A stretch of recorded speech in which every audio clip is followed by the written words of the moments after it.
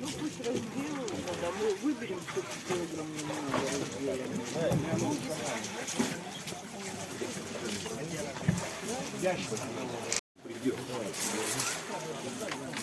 Ничего, ничего.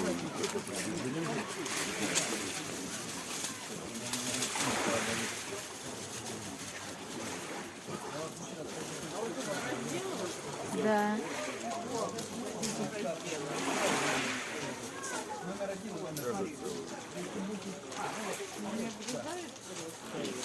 Да, они оставляют только крылышки сверху. Ну это тоже крылья снять надо, правда? Ну вот эти, которые...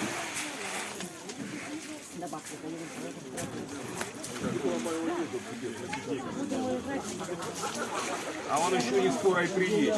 Вот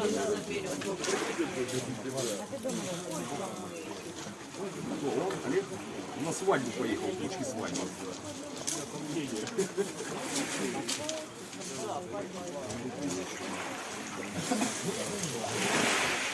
А можете нам живую выбрать? Она вся живая.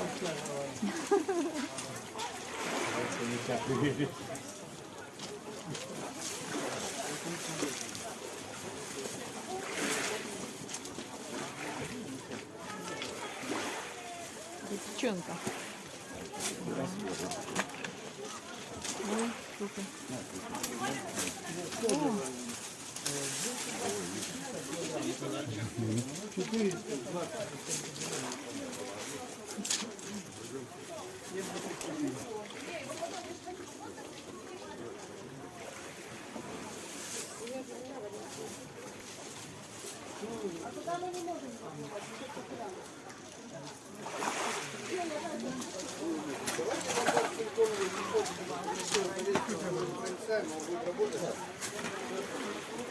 А как она правильно называется? Скат?